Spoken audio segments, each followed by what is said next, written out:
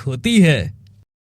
इतना बोलकर सरजू जैसे ही अपनी झोपड़ी से बाहर गया तो सामने का दृश्य देखकर उसकी आंखें फटी की फटी रह गईं। सरजू चौंकते हुए बोला, ये असंभव है, ऐसा कैसे हो सकता है? इतना बोलकर सरजू लड़खड़ाते हुए जमीन पर गिर गया।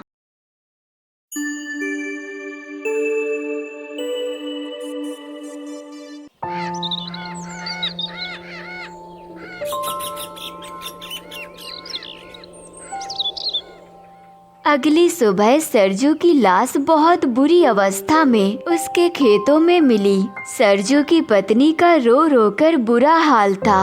सरजू की लाश को देखकर गांव का मुखिया बुरी तरह से डरते हुए बोला, सरजू की लाश को देखकर लग रहा है जैसे कि मरने से पहले इसने कोई बड़ा ही भयानक दृश्य देखा हो। तभी सरजू की पत्नी विमला रोते हुए बोली, मेरी तो मत मारी गई थी जो मैंने इन्हें रात के समय में खेत में भेज दिया। मुझे क्या पता था कि कुछ ऐसा होने वाला है। चिंता मत करो बिमला, मैं इस घटना की चर्चा महाराज से जरूर करूंगा। मुखिया ने इतना कहा ही था कि तभी एक व्यक्ति चिल्लाते हुए बोला, अरे वो देखो, महाराज और राजगुरु यहीं पर आ रहे हैं। तभी अचानक वहाँ पर राजा विष्णु, राजगुरु और कुछ सैनिकों के साथ वहाँ पर आ पहुँचा और बोला, यहाँ पर इतनी भीड़ क्यों जमा है? मुखिया कांपते हुए सारी घटना राजा अर्जुन को बताते हुए बोला, महाराज, हमारे गांव में सरजू नाम के व्यक्ति की किसी ने बुरी तरह से हत्या कर दी। ये सुनकर राजगुरु बुरी तरह से डरते हुए बोला, इसकी हत्या किसी जंगली जानवर ने नहीं बल्कि किसी और ने की है। राजगुरु की बात सुनकर मुखिया चौंकते हुए राजगुरु की ओर देखकर बोला, आप कहना क्या चाहते हैं राजगुरु? महाराज, सरजू की लाश को गौर से देखिए। सरजू के सीने से दिल गायब है और जानवर किसी का दिल निकाल कर नहीं खाते। इसका शव देखकर लगता है कि जैसे इसे किसी ने मारने से पहले इसके शरीर के रक्त की एक एक बूंद निचोड़ ली हो। ये किसका काम हो सकता है? ये तो मुझे नहीं पता, लेकिन पता करना बहुत ज्यादा आवश्यक है। महाराज, मेरा मन कहता है कि वीरगढ़ राज्य में ये पहली हत्या नहीं है। भविष्य में शायद इस तरह की हत्याएं और भी हो सकती हैं। हमें सतर्क रहने की आवश्यकता है। राजगुरु ने इतना कहा ही था कि तभी रानी चंद्रलेखा, जो कि अब विष्णु के राजकाज में हाथ भी बटाने लगी थी, वहां पर आ पहुंची और राजगुरु की ओर देखकर बोली, यह किसी जंगली जानवर का ही काम है। राजगुरु, ये इलाका जंगली है, इस मामले को इतना मूल देने की आवश्यकता नहीं है। लेकिन रानी चंद्रलेखा। तभी विष्णु राजगुरु की ओर देखकर बोला, रानी चंद्रलेखा ने जो कह दिया वही सत्य है। मत भूलिए राजगुरु, रानी चंद्रलेखा आपसे ज्यादा अनुभव रखती हैं। महाराज, मैं देख रहा हूँ कि जब से आपने रानी चंद्रलेखा से विवाह किया है, आपके अंदर सोचने की क्षमता कम होती जा रही है। मैं आपके पिताजी के समय से बतौर सलाहकार काम कर चुका हूँ। मेरी बात ना मानकर आप बहुत बड़ी भूल कर रहे हैं। मुझे लगता है राजगुरु कि आप अब कुछ ज्यादा बोल रहे हैं। मत भूलिए कि मैं वीरगढ़ राज्य का महाराज हूँ और रानी चंद्रलेखा मेरी पत्नी। आपकी आंखों पर रानी चंद्रलेखा के प्यार की पट्टी बंधी हुई है महाराज, इसलिए आप सत्य और मिथ्या को परख नहीं पा रहे हैं। तभी रानी चंद्रलेखा रहस्यमय अंदाज में मुस्कुराते हुए राजगुरु की ओर देखकर बोली, मुझे लगता है राजगुरु, अगर आपको मुझसे इतनी ही आपत्ति है तो आपको संन्यास ले लेना चाहिए।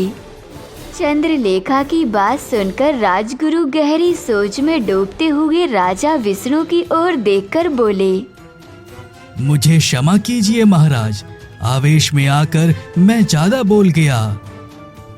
कोई बात नहीं, राज करो। इतना बोलकर राजा विष्णु अपनी पत्नी चंद्रलेखा के साथ वहां से चला गया। आज मुझे राजगुरु का यह व्यवहार बिल्कुल भी पसंद नहीं आया। पसंद तो मुझे भी नहीं आया रानी अवंतिका, लेकिन वो मेरे पिता के समय से हमारे राज्य के राजगुरु हैं। लेकिन आप महाराज हैं, आपको राजगुरु को महल से बाहर निकाल देना चाहिए। तुम सही कह रही हो रानी चंद्रलेखा, मैं भी यही करने का सोच रहा हूँ। अब आप सो जाइए, आपके चेहरे पर थकान साफ साफ दिखाई दे रही है। तुम सही कह रही हो रानी चंद्रलेखा, ना जाने क्यों कुछ दिनों से मुझे बहुत जल्दी थकान हो जाती है और पता नहीं मुझे ऐसा क्यों महसूस होता है कि जैसे मैं अंदर से बीमार हूँ। आप अपने ऊपर राज्य का बहुत बोझ ले लेते हैं, अब सो जाइए। विष्णु गहरी नींद में सो गया। आधी रात का समय हो चुका था। रानी रूपमणि महल की छत पर चिंतित अवस्था में खड़ी हुई थी कि तभी उसके कानों में राजगुरु की आवाज टकराई। आधी रात का समय हो चुका है महारानी रूपमणि, आप अभी तक सोई नहीं। रानी रूपमणि ने पलटकर राजगुरु की ओर देखकर कहा, न जाने क्यों मुझे अपने पति के अंदर एक अजीब सा बदलाव महसूस हो रहा है। मैं उसी के विषय में आपसे बात करने आया हूँ। क्या कहना चाहते हैं आप? महारानी, सच तो ये है कि रानी चंद्रलेखा ने महाराज के दिमाग पर पूरी तरह से कब्जा कर लिया है। एक बात और, जब से महाराज का रानी चंद्रलेखा से विवाह हुआ है, महाराज दिन ब दिन कमजोर होते जा रहे हैं और उनके सोचने की क्षमता भी काफी कम होती जा रही है।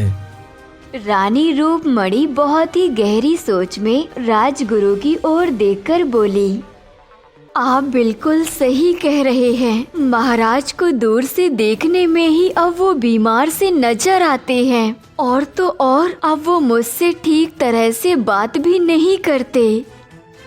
राजगुरु चिंतित अवस्था में रानी रूपमणि की ओर देखकर बोले, रानी रूपमणि, मुझे कुछ ना कुछ तो गड़बड़ लग रहा है। ये सब कुछ जब से महाराज चंद्रलेखा से विवाह करके महल आए हैं।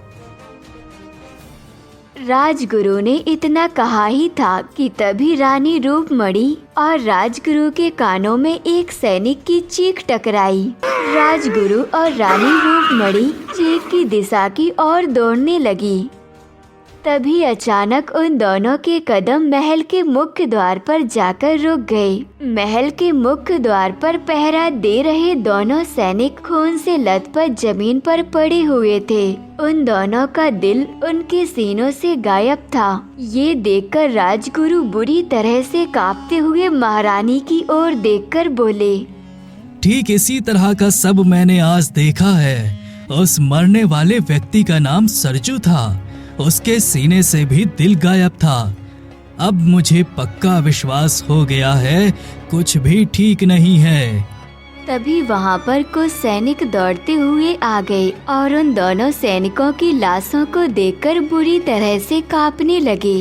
रानी रूपमणि एक सैनिक की ओर देखकर बोली, जल्दी जाओ, जाकर महाराज को उठाओ।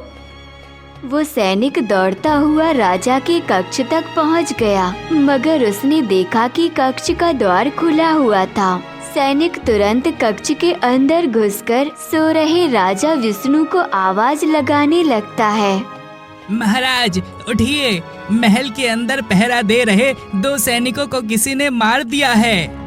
मगर राजा टस से मस नहीं हुआ। सैनिक बड़ी हिम्मत करके राजा विष्णु को झंझोड़ते हुए बोला, महाराज उठिए, महारानी आपको बुला रही हैं। मगर राजा विष्णु ने कोई जवाब नहीं दिया। ये देखकर उस सैनिक के आश्चर्य का कोई ठिकाना नहीं था।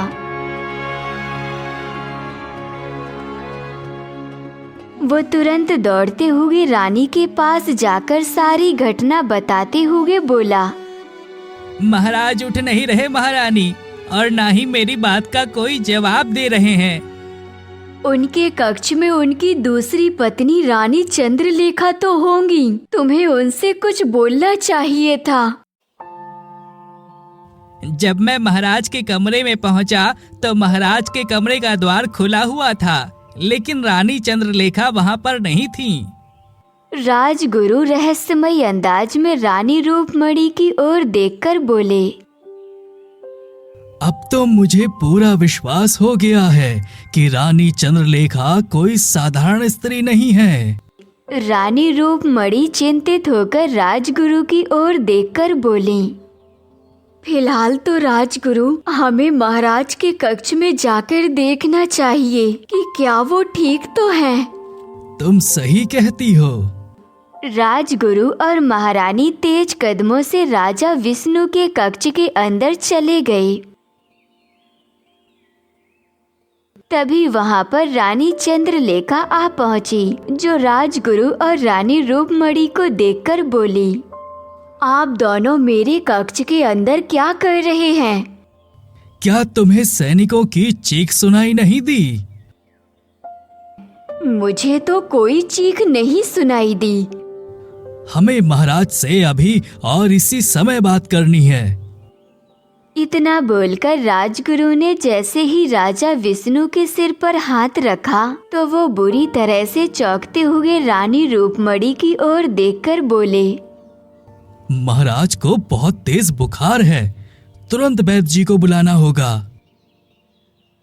कुछ ही देर में वीरगढ़ राज्य के सबसे अनुभवी वैद्य को वहां पर बुला लिया गया। वैद्य महाराज को देखते हुए बोला, इनका होश में आना बहुत जरूरी है, इनको जहर दिया गया है। ये आप क्या कह रहे हैं? मैं सही कह रहा हूँ। क्या तुम्हें महाराज का चेहरा कुछ नीला सा दिखाई नहीं दे रहा है?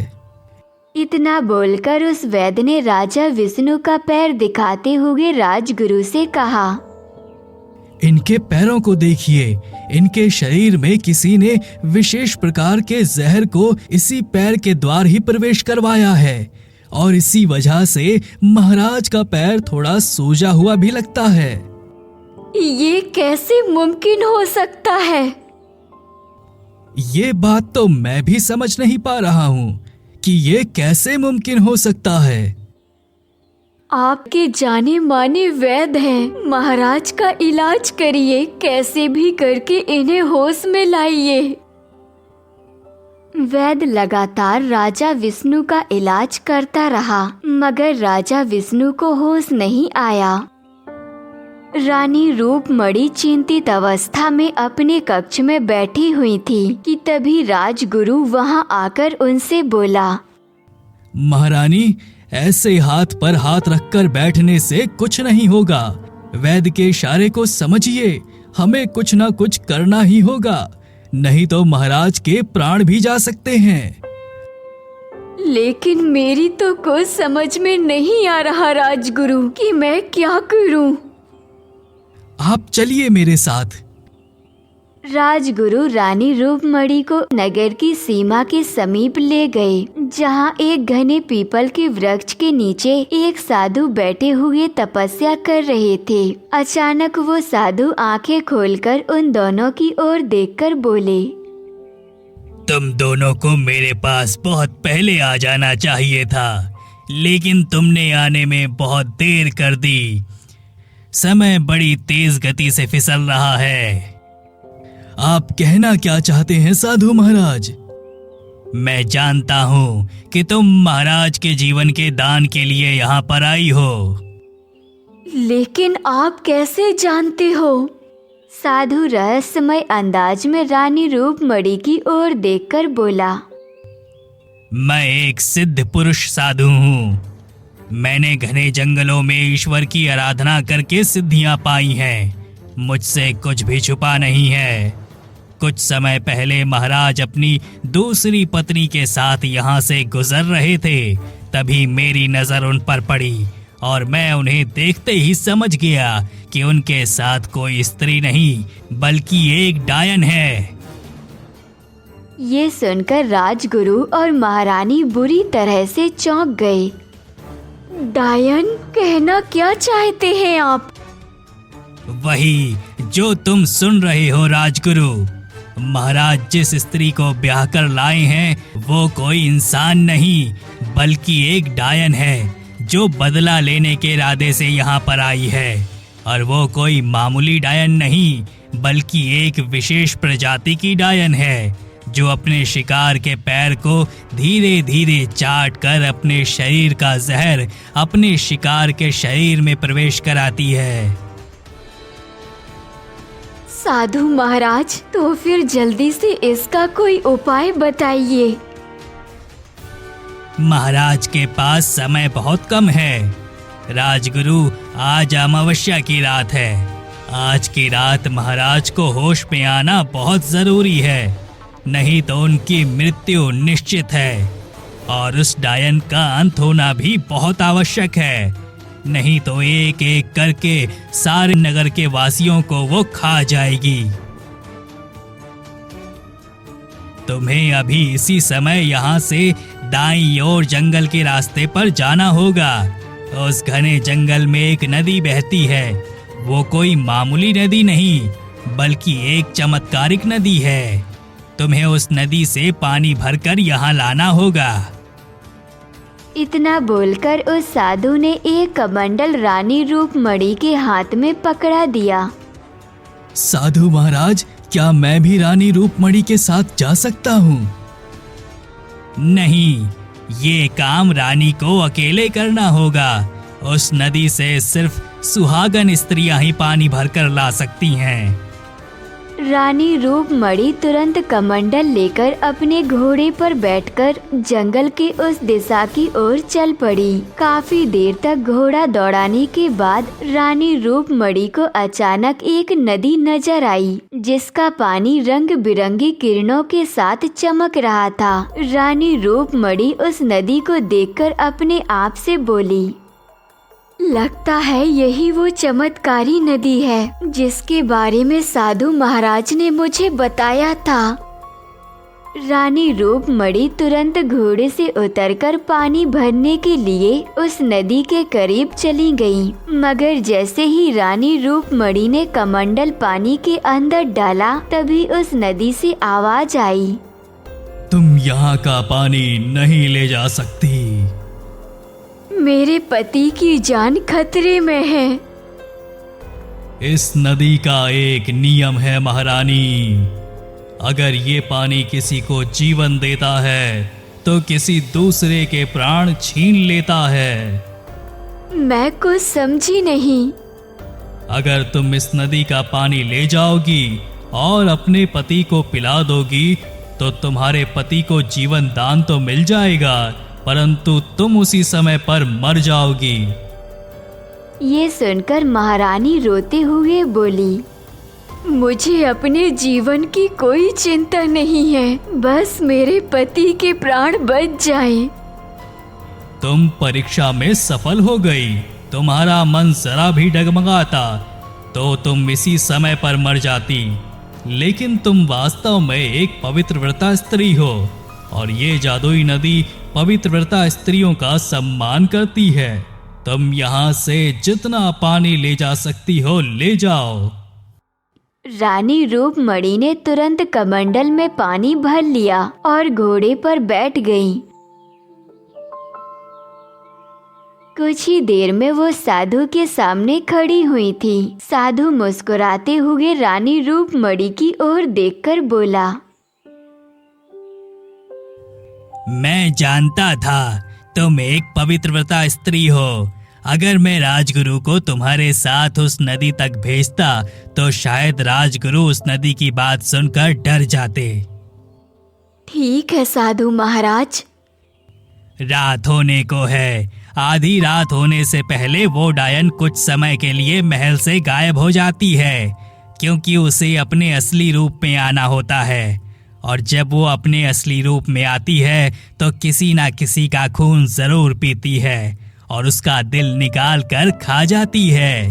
हमें आधी रात के समय महाराज के कक्ष में पहुंचना होगा। ठीक है साधु महाराज, मैं महल का एक गुप्त द्वार जानती हूँ जिसे शायद चंद्रलेखा नहीं जानती। मैं आपको उसी गुप्त द्वार से महाराज के कक्ष तक ले चलूंगी। आधी रात के समय रानी रूपमणि साधु और राजगुरु को उसी गुप्त द्वार से महाराज के कक्ष तक ले गईं। राजा विष्णु बेहोश पड़ा हुआ था और चंद्रलेखा वहां से गायब थी। साधु तुरंत रानी रूपमणि से बोला, महाराज को तुरंत नदी का पानी पिला दो रानी रूपमणि।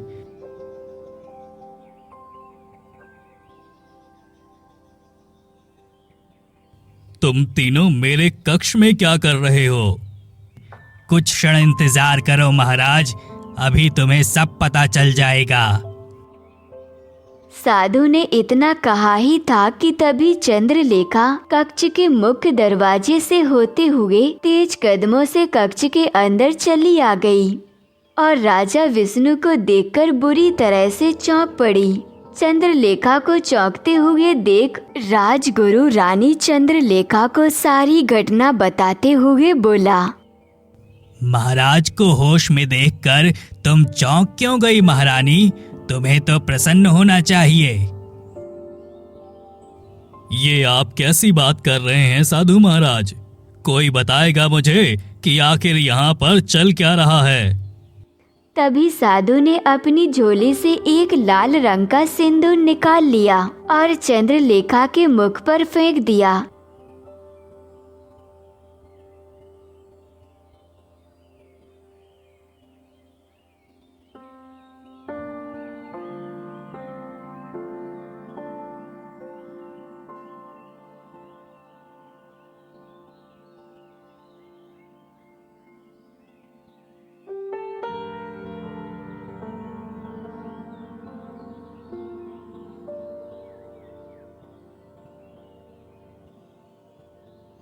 सिंदूर मुख पर गिरते ही चंद्रलेखा दर्द से बुरी तरह से चीख पड़ी और अचानक एक डायन में परिवर्तित हो गई और खा जाने वाली नजरों से उन सब की ओर देखने लगी। साधु राजा विष्णु की ओर देखकर बोला, देखा महाराज, तुम्हारी दूसरी पत्नी कोई इंसान नहीं बल्कि एक डायन है।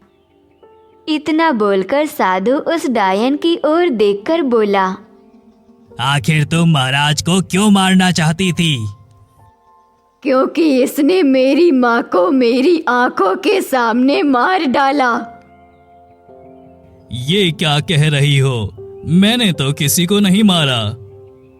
जिस हिरनी को तूने अपने तीर से मारा था वो हिरनी मेरी माँ थी, जो उस समय एक हिरनी के रूप में वहाँ टहल रही थी। जैसे ही तूने उनके ऊपर अपना तीर चलाया उसके अगले ही पल मैंने तेरे सैनिकों को मार डाला।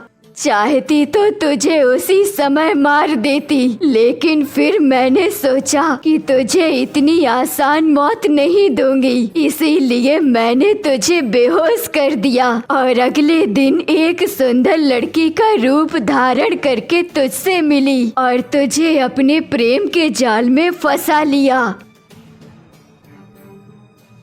तूने ही सरजू की हत्या की थी ना, और कल रात तूने ही सैनिकों को भी मारा। हाँ, क्योंकि आधी रात के समय मुझे अपने असली रूप में आना ही पड़ता है और जब मैं अपने असली रूप में आती हूँ तो मुझे फिर किसी न किसी का रक्त पीने के लिए चाहिए होता है और किसी न किसी का दिल खाने के लिए चाहिए होता है, चाहे वो किसी इंसान का हो या फिर किसी जानवर का। तू महाराज का पैर चाट कर अपने शरीर का जहर उनके शरीर में प्रवेश करा रही थी। मूर्ख साधु, ये काम तो मैंने पहले दिन से ही आरंभ कर दिया था, जब मैंने इसे जंगल में बेहोश किया था, और अगले दिन जब यह बेहोशी में जागा था तब ये मेरे जहर के कारण ही गिर गया था, और मैं इसे अपनी झोपड़ी में ले आई और इसे इंसानों वाली झूठी कहानी बताई। इंसान होते ही मूर्ख हैं, वो किसी की भी भोली सूरत देखकर उससे प्रेम करने लगते हैं। तभी साधु चीखते हुए बोला, मूर्ख इंसान नहीं, बल्कि मूर्ख तो तेरे जैसी डायन होती है। जो सिंदूर मैंने तेरे ऊपर फेंका है, इससे तू अपने असली रूप में आ गई। इसका असर कुछ देर बाद होता है और कुछ देर हो चुकी है। मरने के लिए तैयार हो जा। साधु ने इतना कहा ही था कि तभी डायन के शरीर में आग लग गई और वो बुरी तरह से चीखने लगी। कुछ ही देर में डायन राख बनकर हवा में उड़ गई। साधु राजा विष्णु की ओर देखकर बोला, तुम्हें उस घने जंगल में नहीं जाना चाहिए था महाराज। कभी कभी अपने बड़ों की बात माननी भी आवश्यक होती है। हम उनकी बात ना मानकर स्वयं को मुसीबत में डाल लेते हैं। अब आप स्वयं देखिए, आपने उस जंगल में प्रवेश किया और अपने 2 सैनिकों की जान गंवा दी, और इस डायन से विवाह करके यहाँ लाकर 3 निर्दोष लोगों की जान गंवा दी। इतना बोलकर साधु वहाँ से चले गए, क्योंकि डायन का अंत हो चुका था।